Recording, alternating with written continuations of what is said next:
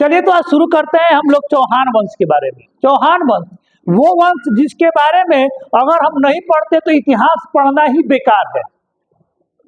मान, मर्यादा, साहस और राजपूतों की एक वीर गाथा चौहान वंश, एक ऐसे वंश की कहानी जिसमें एक राजा ऐसा होता है जो भारत के भूगोल को पलटने का क्षमता रखता है, लेकिन उसकी एक गलती पूरे भारतीय इतिहास को बदल कर रख देती है। एक ऐसे राजा की भी कहानी है इसके अंदर में जिसका प्रेम अद्वितीय था। चौहान वंश से सही है, प्रश्न बहुत ज्यादा आपको नहीं पूछे जाते हैं। चौहान वंश से लिमिटेड क्वेश्चन आपको पूछे गए हैं और मैं आपको जितने भी क्वेश्चन कराऊंगा वो प्रीवियस ईयर देख के कराऊंगा। लेकिन चौहान वंश को समझना बहुत जरूरी है। अगर जिंदगी में अगर इंसान बनना है ना तो चौहान समझो, ये लाइन याद रखिएगा। जिंदगी में अगर इंसान बनना है ना तो चौहान को समझो, और चौहान पढ़ लिए तो इंसान बन जाओगे। इतना बड़ा बात आप लोग के लिए बोल रहे हैं। कहानी शुरू होती है चौहान वंश के बारे में। अगर मध्यकाल में बात करते हैं तो मध्यकाल की शुरुआत में चौहानों का अगर वंश देखते हैं तो इनका जो एरिया था, राज करने के एरिया था, वो मेन आपको इनका जो एरिया था वो कहाँ था, तो ये था इनका एरिया आपको राजस्थान और कुछ भाग गुजरात भी इनको देखने को मिलता है।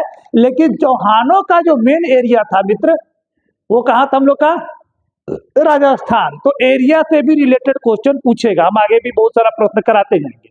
चौहान वंश के जो संस्थापक थे उनका नाम था वासुदेव, और वासुदेव के बारे में बहुत कुछ देखने को नहीं मिलता है। ठीक है, वासुदेव के बारे में बहुत ज्यादा देखने को आपको नहीं मिलता है। बस एक क्वेश्चन पूछा गया एग्जाम में कि चौहान वंश के संस्थापक कौन थे, तो वासुदेव थे। इस वंश का सबसे शक्तिशाली राजा अर्णोराज के पुत्र विग्रहराज चतुर्थ थे, जिसने विग्रहराज चतुर्थ विशलदेव हुआ, जिसने हरिकेल नामक संस्कृत नाटक की रचना की। यह भी क्वेश्चन प्रीवियस ईयर में पूछा गया है। टॉपिक से समझिएगा जो भी करवा रहे हैं कि प्रीवियस ईयर में कौन क्वेश्चन पूछा है और फिर कहां से कहानी आता है, तो इस क्वेश्चन को समझिएगा। तो हरिकेल नामक नाटक की रचना किसने की थी, हरिकेली नामक नाटक की रचना किसने की थी, तो क्या था, विग्रहराज चतुर्थ, ठीक है, इन्होंने किया था।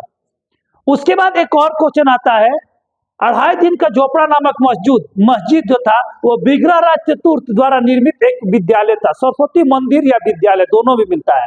तो ये भी क्वेश्चन पूछा गया है कि 2.5 दिन का झोपड़ा नामक सरस्वती मंदिर है ना या विद्यालय को किसने बनवाया था, ठीक है, विग्रहराज चतुर्थ ने बनाया था। और ये 2.5 दिन का झोपड़ा, ये जो मंदिर था, इसमें क्या होता था कि मेनली अगर देखा जाए तो संस्कृत के शिक्षा के लिए काफी क्या था, प्रसिद्ध था हम लोग का 2.5 दिन का। बाद में इसको आके मुस्लिम आक्रांता के द्वारा, है ना, अलाउद्दीन खिलजी के द्वारा इसको तोड़ दिया जाता है ना, और तोड़कर इसको 2.5 दिन के झोपड़ा को बाद में 2.5 दिन के झोपड़ा जो मंदिर था इसको मस्जिद के रूप में कन्वर्ट कर दिया गया है। ठीक है, अलाउद्दीन खिलजी के द्वारा इसको। यह भी क्वेश्चन पूछा गया एग्जाम में कि 2.5 दिन के झोपड़ा नामक जो मंदिर था, तो मंदिर किसने बनाया था, तो विग्रहराज चतुर्थ। इसको मस्जिद कौन बनाया था, तो अलाउद्दीन खिलजी। हाँ, अलाउद्दीन खिलजी ने इसको बनाया था। ठीक है, बाद में स्क्रीनशॉट आप लोग ले लीजिएगा या फोटो खींचिएगा, इसका जो पीपीटी है ना, मेन पीपीटी आपको हम डाल देंगे। अब टेलीग्राम का भी लिंक आपको यूट्यूब पर चला जाएगा। अब इस वंश का बीच में देखते हैं तो इस वंश को बाद में बीच में ये वंश थोड़ा सा कमजोर हो जाता है।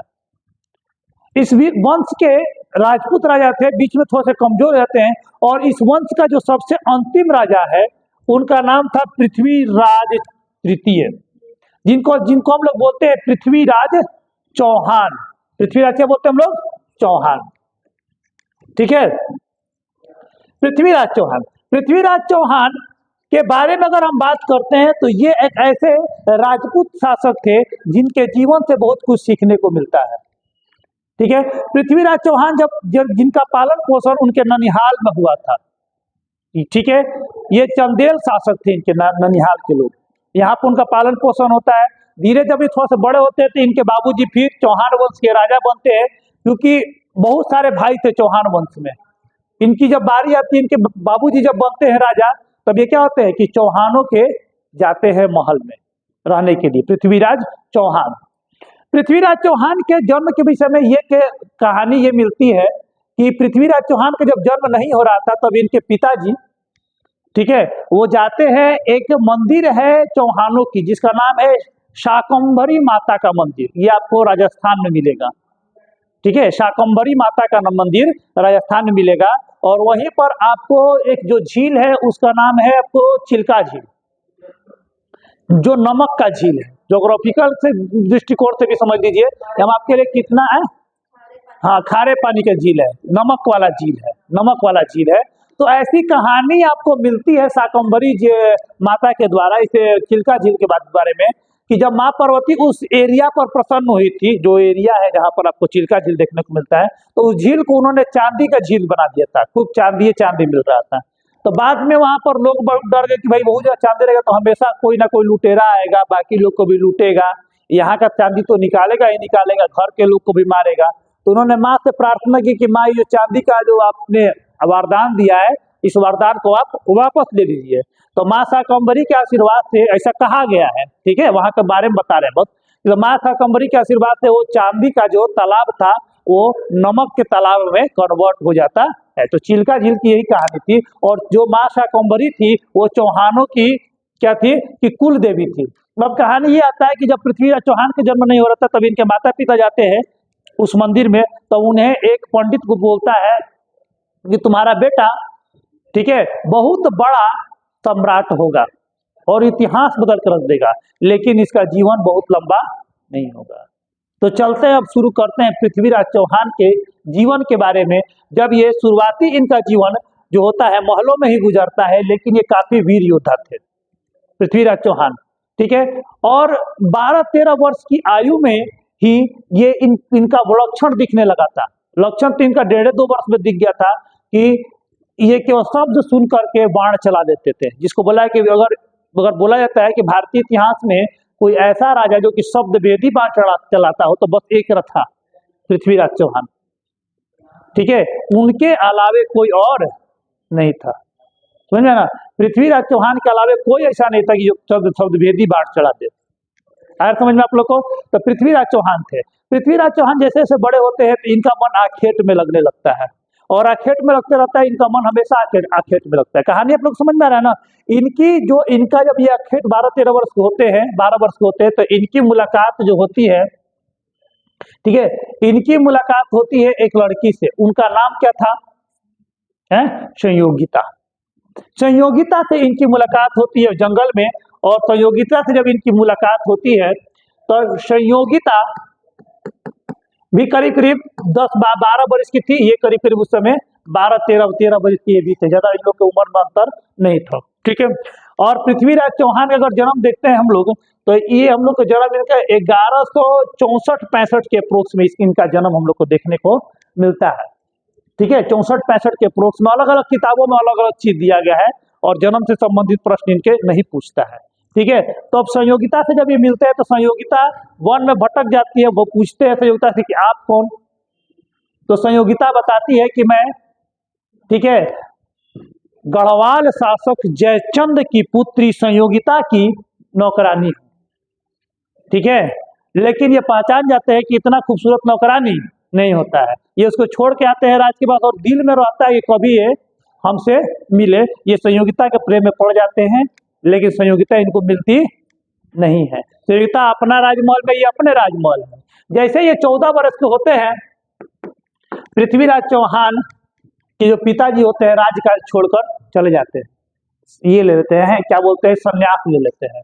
और कुछ दिन इनकी माता राज चलाती है, उसके बाद क्या करते हैं, ये राज को संभालते हैं। पृथ्वीराज चौहान के पिताजी, तो पृथ्वीराज चौहान राज्य को संभालते हैं, और राज्य को संभालने के बाद ये लगातार अपने राज्य को विस्तारवादी नीतियों के द्वारा बढ़ाते जाते हैं, बढ़ाते जाते हैं, बढ़ाते जाते हैं। चंदेलों से, चालुक्यों से, सबसे इनकी लड़ाई हो जाती है, ठीक है। इनके में एक बहुत बड़ी कमी थी, ये अपने राज्य विस्तार पर इतना ध्यान दे दिए थे, ठीक है, कि अपना नानी गांव से भी लड़ लिए, ठीक है, ये अपने नानी गांव से भी लड़ लिए। समझ में आया ना। इतना इनमें एक चीज ये प्रॉब्लम था इनमें। और इसके बाद क्या होता है कि ये पृथ्वीराज चौहान क्या होता है कि आगे जब ये बढ़ते हैं तो जिस समय पृथ्वीराज चौहान अपने राज्य का विस्तार कर रहे थे तो इनसे एक राज्य बहुत चिढ़ था जिसका नाम था गढ़वाल। और गढ़वाल नरेश का नाम था आपको जयचंद। पूछता है क्वेश्चन, जयचंद का संबंध किस वंश से था? गढ़वाल वंश से था।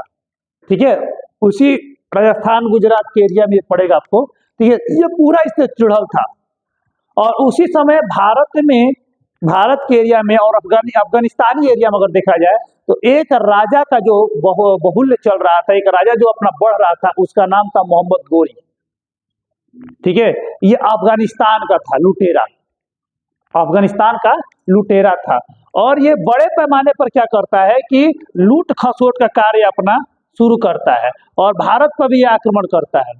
अफगानिस्तान के गौर प्रदेश का, ठीक है, मोहम्मद गोरी था। इसके बाद क्या कहता है कि ये मोहम्मद गोरी, ठीक है, अपने राज्य को बढ़ाना शुरू करता है और ये भी अपने राज्य की तरफ से बढ़ाना शुरू करते हैं। ठीक है, और मोहम्मद गोरी और इनके बीच में क्या होती है कि देखते देखते एक बार लड़ाई होती है 1991 में, तराइन का युद्ध। अगर मोहम्मद गोरी सर 1191 में, मिस्टेक से मुंह से निकल गया, लिखे सही मुंह से निकल गया। हाँ, तो इसमें लड़ाई होता है तराइन का युद्ध, तराइन का प्रथम युद्ध। भयंकर रूप से इसको हराते हैं। किसको? मोहम्मद गोरी को।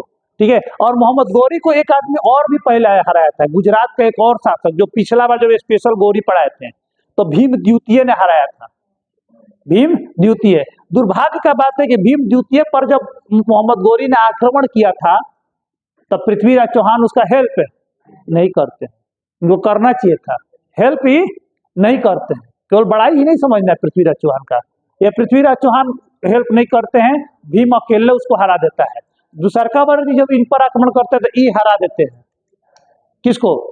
मोहम्मद गोरी को। गोरी अपना बढ़ रहा है, ठीक है, सपोर्ट खोज रहा है, ये हार के चला जाता है लेकिन पीठ नहीं ले रहता है। पृथ्वीराज चौहान को लगता है अब हमको कोई हराएगा। ये भी अपने प्रेम संयोगिता के साथ आगे बढ़ चुके थे।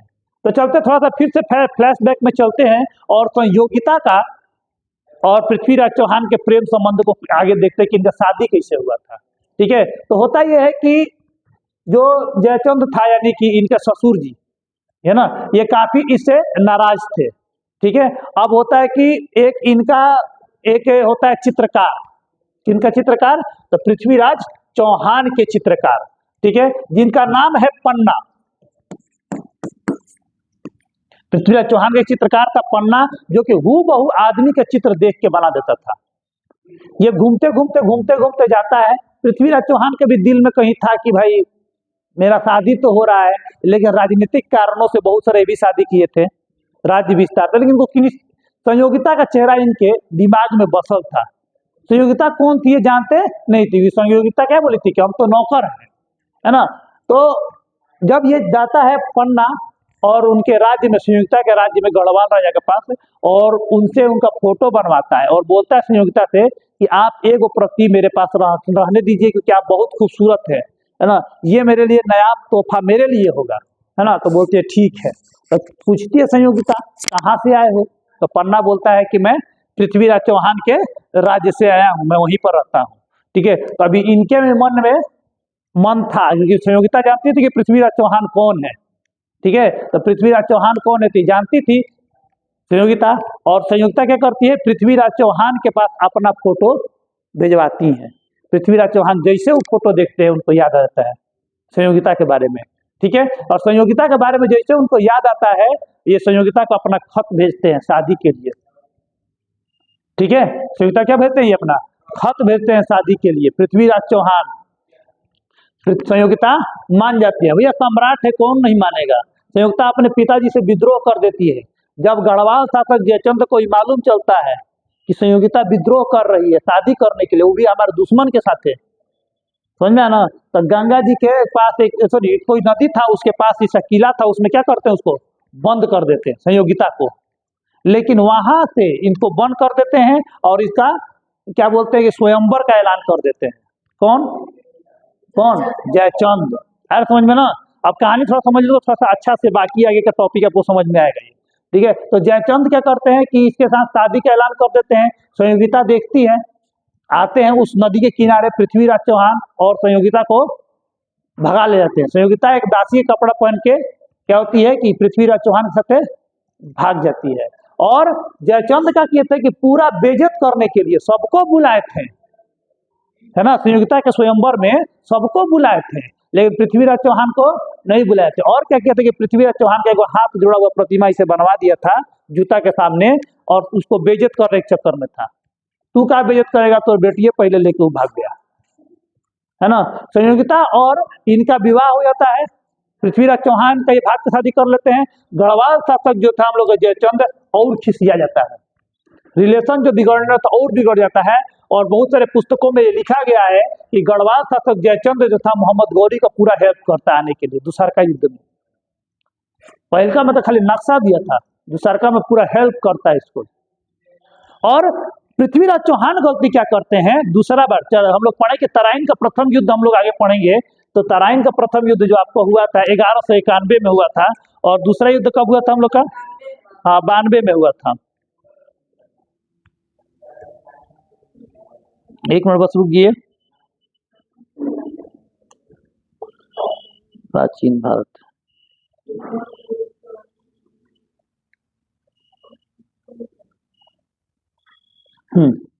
तो इसमें क्या था हम लोग का कि पृथ्वीराज चौहान और इस यहाँ पर युद्ध होता है। इसको पृथ्वीराज चौहान क्या करते हैं कि इसको जयचंद को पूरा हरा देते हैं, इसको हरा देते हैं, क्या है, मोहम्मद गौरी को। मोहम्मद गौरी खार खा के जाता है। पृथ्वीराज चौहान को लगता है कि अब तो इसको हराइए दिए हैं, अब ये आएगा दोबारा नहीं। दोबारा गौरी तैयारी के साथ आता है, गौरी आता है दोबारा तैयारी करता है, वो आता है लड़ाई करने के लिए, लेकिन रुक के फिर पृथ्वीराज चौहान क्या करता है कि ये मैसेज देता है कि हम आपसे संधि करना चाहते हैं, आप भी ताकतवर राजा हैं और हम भी ताकतवर राजा हैं। पृथ्वीराज चौहान ने जो गच्चा खाते हैं, गौरी के बात पर भरोसा करके संधि करने चले जाते हैं। संधि होता है, रात भर दोनों, संधि कहाँ है, घर में तो होगा नहीं, बड़े से कहीं ना कहीं फील्ड पर दोनों ओर क्या होता है, दोनों का सेना लगल है ना, दोनों का सेना लगल है, बीच में फील्ड है, संधि होता है। संधि हो जाता है कि हाँ भैया हम आपके साथ युद्ध नहीं करेंगे, हम आपकी अधीनता से इतना पैसा देंगे, ये देंगे वो देंगे, सब हो गया बातचीत, ठीक है। लेकिन पृथ्वीराज चौहान यही गलती कर देते हैं, विश्वास कर लेते हैं गौरी पे और आराम से खूब जश्न मनाते हैं। पहले तो 1 साल बर्बाद किए, तो संयोगिता के चक्कर में युद्ध का तैयारी में नहीं थे ये पहले से। अचानक गौरी आता है, गौरी पर फिर भरोसा कर लेते हैं और जश्न मनाते हैं। सुबह के समय में जब बाकी सेना के लोग जब शौच उच करने जाता है, सुबह उठ के गौरी तभी आक्रमण कर देता है। और उस आक्रमण में लड़ते लड़ते पृथ्वीराज चौहान के जो भी इनके मंत्री थे, मेन सिपाही थे, बाकी जो भी इसके मेन योद्धा थे, वो सब लोग क्या जाते हैं, हार जाते हैं। समझ में ना, बुरी तरह से हार जाते हैं और मारे जाते हैं और पकड़ा जाते हैं अंतिम में पृथ्वीराज चौहान। इनको गौरी धोखे से पकड़ लेता है। गौरी बोलता है कि देखे तुम लोग बहुत बोलते हैं कि हम ये हैं वो हैं, ये पढ़े हैं, शास्त्र पढ़े हैं, देखो तुमको हमने बेवकूफ बना दिया। अब बात सही था, गौरी ने पृथ्वीराज चौहान को बेवकूफ बना दिया। और पृथ्वीराज चौहान कहते हैं कि गौरी के बात में आकर एक युद्ध हार जाते हैं और अपने वंश का नाश कर बैठते हैं। गौरी इनको पकड़ता है और इनका दोनों किया फोड़ देता है, पृथ्वीराज चौहान का, है ना, पृथ्वीराज चौहान का दोनों आंख फोड़ देता है। ठीक है, अब कहीं कहीं ये अलग अलग किताबों में अलग अलग बात है, कहीं कहीं ये बात मिलता है कि ये गौरी को पृथ्वीराज चौहान का आंख फोड़ के उनको उन्हीं के राजधानी में लेके जाता है। ठीक है, उन्हीं के अजमेर इनकी राजधानी थी, वहीं पर इनको लेके जाता है। ठीक है, और उनको जब पता चलता है कि पृथ्वीराज चौहान मारे गए हैं, ये आंख उनका फोड़ दिया गया है, तो इस डर से संयोगिता भी जौहर कर लेती है। राजपूत औरत जौहर कर लेती थी, पता चलता है पति मर गया, जौहर का मतलब कुंड में आग लगा के आत्मदाह, समझ में ना, कुंड में आग लगा के आत्मदाह कर ली और वो मर जाती हैं और इनको क्या कर लेता है, कैद कर लेता है। अब कहीं कहीं कहानी ये मिलता है कि पृथ्वीराज चौहान को ये घोड़ा से बांध करके अफगानिस्तान ले गया था, अब कहीं कहीं ये कहानी मिलता है कि इनको अजमेर लेके गया था। अब यहाँ पर विभाषित थोड़ा सा कहानी हो जाता है। तो अगर हम लोग कहीं ले गया था, लेकिन एक कहानी ये भी बीच में मिलती है कि जब ये बंदी बनाए जाते हैं, ठीक है। अजमेर वाला कहानी को अगर हम भरोसा करते हैं तो इनको बंदी जब बनाया जाता है तो इनको बंदी बना के आँख फोड़ के बंदी बना देता है, और वही आसपास के एरिया में, ठीक है, मोहम्मद गौरी अपन दरबार लगाता था, ठीक है। मोहम्मद गौरी दरबार लगाता था और वही दरबार लगा करके इनको रूप सुनाता था कि हम ऐसे हैं, हम वैसे हैं, और इनके सामने ही इनके बच्चों को, महिलाओं को हमेशा वो प्रताड़ित करता था पृथ्वीराज। और भी तो इनके बच्चे और महिलाएं थी, सबको ये प्रताड़ित करता था, क्योंकि तुम रोज मरो, रोज मरो, ये कहानी थी इसके साथ। और अंतिम पृथ्वीराज चौहान क्या करते हैं, अपने एक विश्वसनीय मंत्री से क्या बोलते हैं, जेल में बोलते हैं कि तुम मुझे तीर और धनुष दो, है ना। लेकिन वो विश्वसनीय मंत्री इनका अपना नहीं होता है, आंख फूटा हुआ है, तीर धनुष है, तीर धनुष मांगते हैं और वो विश्वसनीय मंत्री को तीर धनुष देता है, लेकिन जाके गौरी को बता देता है कि तीर धनुष हमसे मांगा है। गौरी बैठता है, लेकिन अपने आगे क्या करता है, वो पुतला रख के बैठता है। पृथ्वीराज चौहान तीर चलाते हैं, शब्दभेदी बाण, आवाज सुन के उस किला से ऊपर से बाण चलाते हैं और गौरी को मारने का प्रयत्न करते हैं, लेकिन गौरी को मार नहीं पाते, क्योंकि इनका सेनापति जो था, पहले वाला जो पुराना सेनापति था, वो इनको क्या कर चुका था, दगा दे चुका था, ऐसा समझ में। और इस तरह मोहम्मद गौरी क्या करता है, अंतिम में जब देखता है कि ये हमको मारने के चक्कर में है, घात करना चाहता है, तो मोहम्मद गौरी इनको पकड़ लेता है और तब तक ईंटा से पूछता है जब तक ये मर नहीं जाए। तो पृथ्वीराज चौहान के जीवन से हमको ये शिक्षा मिलती है कि पहला बात कि प्रेम में इतना मत पड़ जाइए कि बाकी दुनिया का खबरें ना रहे, पहला। दूसरा बात, जो दुश्मन है कभी उस पर भरोसा मत करो, दूसरा बात। तीसरा, एक बार जगह से दुश्मनी हो गया, मरते दम तक उससे दुश्मनी निभाओ। किससे? तो गढ़वाल शासक, एकदम खत्म कर दो। सांप का फन कूच के छोड़ना नहीं चाहिए, या तो उसको मार दो या तो उसको दुश्मनियां मत करो। तो ये काम कहते हैं। तो ये इनका 3 गलती था, जिसके कारण हम देखते हैं कि चौहान वंश का अंत हो जाता है, नहीं तो पृथ्वीराज चौहान जैसा कोई फिर राजा नहीं हुआ, ठीक है। चौहान वंश आप लोग समझ गए, एक बहुत छोटा सा वंश है जिससे 3-4 क्वेश्चन आपको एग्जाम में पूछे जाएंगे, ठीक है। जिसमें आपको इसके संस्थापक विग्रहराज चतुर्थ, जिसमें हरिकेन नाटक था, वो पूछा जाएगा। 2.5 दिन का झोपड़ा किसने बनाया था, विग्रहराज चतुर्थ के बारे में। अलाउद्दीन खिलजी इसको क्या करता है, खत्म करता है, ठीक है। पृथ्वीराज तृतीय का नाम पूछता है बहुत बार, किनको, पृथ्वीराज चौहान को क्या बोलते हैं, पृथ्वीराज प्रथम, पृथ्वीराज द्वितीय, पृथ्वीराज तृतीय, ठीक है। और इनकी और एक और रचना पूछता है, पृथ्वीराज रासो के रचनाकार कौन थे, तो इनके रचनाकार थे हम लोग के चंद्रबर दाई। पृथ्वीराज रासो के रचनाकार कौन थे हम लोग के, चंद्रबर दाई, ये पूछता है। और फिर आपको पूछता है कि तराइन का प्रथम युद्ध कब हुआ था, 1191 में, और दूसरका बदीन को आके मारता है 1192, जिससे पृथ्वीराज चौहान की हार हो जाती है। ये इतना ही चौहान वंश से क्वेश्चन पूछा। आपको कहानी भले हम बेसिक समझा दी, क्योंकि थोड़ा सा मजा है, कुछ हिस्ट्री है, और हिस्ट्री से 3 गलती आपको सिखाना था कि जिंदगी में मत करना। दुश्मन को माफ, एक बार जान लो कि कोई तुमको धोखा दिया ना, लड़का लोग के लिए खास लेके, कोई अगर लड़की धोखा दे दिए, फिर माफी मांग ले, अब नहीं करेंगे, पहला बार गलती की है, बाबू गलती से भरोसा मत करना। वो ऐसा जगह फिर धोखा देके तू फिर मर जाएगा, रोते रह जाएगा तू। कोई हो, लड़की हो, चाचा हो, चाची हो, भतीजा हो, कोई हो, एक बार जो धोखा दे दिया, लिख कर रख, दोबारा धोखा देगा, इस बात की गारंटी है। समझ में आया ना। दूसरा गलती, कितना भी दूध पिला दो ना, सांप कभी मुंह से अमृत नहीं देगा। अगर आपके दिमाग में रहे कि हाँ, मैं बुरे व्यक्ति के साथ अगर अच्छा करेंगे तो मेरे साथ भी अच्छा होगा, ये गलती हम कर की है अपने लाइफ में। बुरा व्यक्ति के साथ अच्छा मत करो, बुरा व्यक्ति के साथ अगर ईंटा से मारता है तो पत्थर से मार दो भले उसको, क्योंकि सांप कभी भी मध नहीं देगा, जब देगा तो विष देगा। तो या तो सांप से लड़ जाएगा तो सांप से दूर हो जाओ। इस चक्कर मत रहो कि सांप तुमको कभी भी उलट के अमृत दे देगा, और नहीं लड़ सकते। अगर ऐसा रिलेशन है कि नहीं लड़ने वाला है तो बाबू चुपचाप दूर हट जाओ। समझ में है ना। सांप को सुगराने के चक्कर में मत पड़ो, यही गलती के थे पृथ्वीराज चौहान। समझ में आ गया आप लोग को। चलिए, पृथ्वीराज चौहान अतने आगे बढ़ेंगे हम लोग।